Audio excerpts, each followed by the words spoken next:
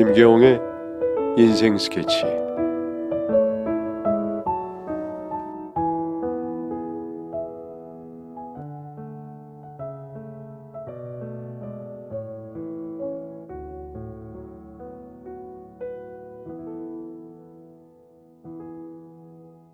항상 평생 저를 지켜줄 것만 같았던 아버지가 제 곁을 떠나고 나니 그 슬픔은 참 견디기가 힘들었습니다. 고향집으로 돌아와 아버지의 유품을 정리하고 한 달 정도 쉬고 있었습니다. 그리고 다시 취직하고 저의 일상생활로 돌아가야겠다고 생각할 때쯤 휴대폰에서 현씨 아저씨라는 이름이 뜨더라고요. 안녕하세요, 아저씨. 윤석군, 정말 오랜만이야. 잘 지냈는가? 네, 저는 잘 지내고 있습니다. 그런데 어쩐 일로 전화를 다 주셨어요? 갑작스러운 아저씨의 연락에 저는 깜짝 놀랐습니다. 그런데 아저씨는 제게 뜻밖의 말씀을 하시더라고요. 다름이 아니라 나 이제 퇴원을 하려고 해. 병원 치료가 무의미한 것 같거든. 혹시 아직 직장을 구하지 않았으면은 나 좀 간병해 줄 수 없겠나? 내가 돈은 섭섭하지 않게 주겠네. 아저씨는 저에게 간병을 해달라고 부탁하셨습니다. 병원에서는 여자 간병인을 썼는데 불편했던 점이 여러 가지여서 남자 간병인을 구하려고 하는데 마음에 드는 사람 찾기가 쉽지 않다고 말이죠. 그간 일을 하면서 모아두었던 돈은 아버지 병원비로 다 썼던 상태였기 때문에 저는 아저씨의 제안에 응했습니다. 사실 아저씨가 돈을 넉넉히 준다고는 하셨지만 별 기대는 하지 않았어요. 그런데 아저씨의 집을 찾아가 보니 집이 정말 으리으리하더라고요. 그건 왜 불편하게 6인실을 썼는지 이해가 가지 않을 정도였습니다. 안녕하세요. 오늘부터 간병 일을 하게 된 김윤석입니다. 잘 부탁드립니다. 저는 집안에 들어가서 다른 가족들에게 인사를 했어요. 그런데 병원에서 가끔 보았던 혜미 씨는 저를 반갑게 맞이해 주었지만 아저씨의 친형과 가사도우미 아주머니는 왠지 떨떠름한 표정을 하고는 저에게 경계의 눈빛을 보내더군요. 아저씨의 병간호하는 일은 생각보다 힘들지 않았어요. 아저씨가 워낙 성격도 좋으시고 저와 잘 맞아서 늘 웃으면서 일을 할 수 있었죠. 오히려 아버지가 돌아가신 뒤 더 잘해드리지 못했던 아쉬움을 아저씨 간병을 하면서 달랠 수 있었습니다. 그런데 아저씨 친형과 가사도우미 아주머니가 저에게 괜스레 텃세를 부리셨습니다. 원래도 인성이 별로 좋지 않다는 건 알고는 있었지만 함께 살아보니 과간이 아니었습니다. 저에게 세균이 옮길 수도 있으니 아저씨의 옷을 직접 저보고 손빨래를 하라고 하기도 하고 젊은 사람이 남의 병간호나 한다고 무시하는 발언도 서슴지 않았습니다. 게다가 아저씨가 아프신데도 음식을 자신들 취향에 맞게 하는 통에 제가 직접 아저씨의 식사를 챙겨드려야 했습니다. 그리고 불편해하는 건 저뿐만이 아니었어요. 아저씨는 두 사람이 싫으신지 거실에서 텔레비전을 보시다가도 두 사람이 거실에 오기만 하면은 방으로 들어가시곤 하셨죠. 아저씨, 혹시 저 두 분이 불편하신 건가요? 그럼 불편하다마다 얼굴도 보기도 싫어. 저 이런 말씀 드리는 건 좀 그렇지만 그럼 내보내시는 건 어떠세요? 여긴 아저씨 집이잖아요. 자네도 저 두 사람이 싫은가? 그렇다기보다는 아저씨 건강이 걱정돼서 말씀드리는 겁니다. 스트레스가 제일 좋지 않아요. 항상 웃으시고 좋은 기분이어도 모자를 판에 같이 사는 사람들 얼굴만 봐도 인상 써지면은 그건 건강에 정말 좋지 않으실 거예요. 그렇지. 아저씨는 한숨을 쉬시면서 고개를 끄덕이셨습니다.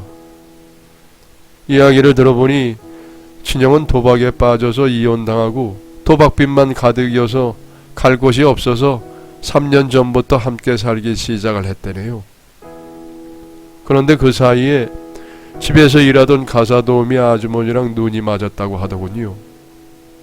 친형은 아저씨에게 도박빚을 갚아주기만 하면은 아주머니랑 결혼해서 잘 살겠다고 약속을 했고, 아저씨는 그 말을 믿고 엄청난 금액의 도박빚을 갚아주셨다고 하셨습니다. 그런데 그 뒤로 결혼해서 나가지는 않고 집을 하나 해달라는 등 점점 더 도를 넘는 요구들이 늘어났다고 합니다. 더 이상 편의를 봐주면 안 될 것 같아서 그런 것들을 해줄 수는 없고 나가라고 했더니 나가서 살 돈이 없다고 이 집에 눌러붙어서 생활비만 축 내고 있는 중이라고 하더군요. 설상가상으로 아저씨가 1년 전에 암에 걸리고 나서는 아저씨의 재산까지 노리는 것 같았대요. 그래서 아저씨는 병원에 입원하기 전에 운영하던 사업체를 부도 처리하고 믿을 만한 사람을 통해서 재산을 빼돌려 놓으신 것이라고 하셨습니다. 회사를 부도 처리하면서 이 집도 정리하려고 했지만 여기는 죽은 아내와의 추억이 가득한 곳이라서 그럴 수가 없었네. 그랬더니 부도가 났는데 어떻게 이 집은 팔지 않고 유지하고 생활비를 충당하냐고 내가 재산을 숨겨놓았다고 의심하는 눈치라서 아주 골치가 아파. 저 두 사람이라면 내가 죽고 나서 무슨 회개한 짓으로 내 딸을 괴롭힐지 모르겠어. 아마 자네도 괴롭히겠지. 나한테 너무 잘해줘서 내 생명이 연장된다고 생각할 테니까. 저는 아저씨의 이야기를 듣고 나서야 왜 병원에서 아저씨가 다른 사람과 이야기를 하면서 웃으시다가도 두 사람이 병문안을 오면은 피곤해하다고 자는 척을 하셨는지 알 것 같았습니다. 그리고 왜 저에게도 그렇게 못되게 구는지도 말이죠. 그 뒤로 저는 아저씨와 아주머니가 둘이 있을 때 유심히 살펴보았어요.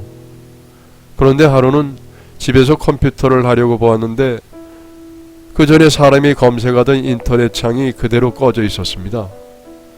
창을 닫고 제가 할 일을 하려다가 이상한 것을 발견하게 되었죠.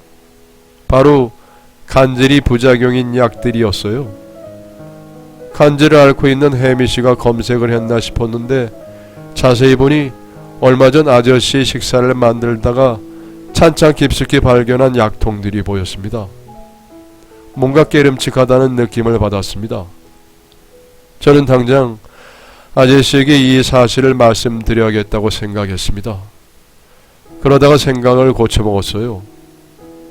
그 약이 있고 그 약의 부작용을 검색해봤다는 것만으로는 뭔가 부족하다고 느껴졌거든요.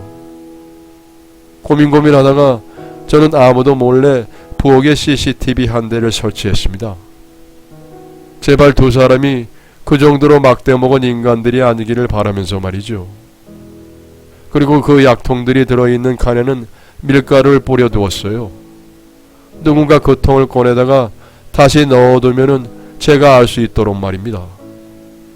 그리고 얼마 뒤 요리를 하는 척하면서 찬청을 살펴보니 뿌옇게 뿌려져 있던 밀가루가 조금 쓸려있는 것을 발견하였습니다. 저는 곧장 CCTV를 돌려봤어요. 그랬더니 그 형님과 아주머니 두 사람이 식사 시간에 물컵에 그 약을 탔고 그 컵을 혜미씨 자리에 건네주더라고요. 아저씨가 암에 걸리고 병원에 입원하신 뒤부터 재산을 차지하려고 이런 짓을 벌인 것 같았습니다. 저는 당장 그 증거를 들고 아저씨께 말씀드렸습니다. 아저씨는 불같이 화를 내시면서 바로 경찰서에 신고를 했고 두 사람은 그 길로 집에서 쫓겨나게 되었습니다. 그리고 얼마 뒤 아저씨는 저에게 혜미 씨와 결혼해서 딸을 지켜달라고 유언을 남기고 돌아가셨습니다. 그리고 장례식이 끝난 뒤 변호사 아저씨가 찾아와 혜미 씨의 아버지께서 숨겨두었던 유산에 대한 이야기를 들려주셨습니다. 그 뒤로 저와 혜미 씨는 서로 좋은 감정을 가지고 만나다가 결혼을 하게 되었습니다. 그리고 지금 저의 인생의 목표는 많은 아픔을 겪은 우리 두 사람이 행복한 가정을 꾸리는 것입니다. 아마 이 목표는 평생토록 바뀌지 않을 것 같습니다. 끝까지 읽어주셔서 진심으로 감사드립니다. 행복한 하루 보내세요. 안녕히 계십시오.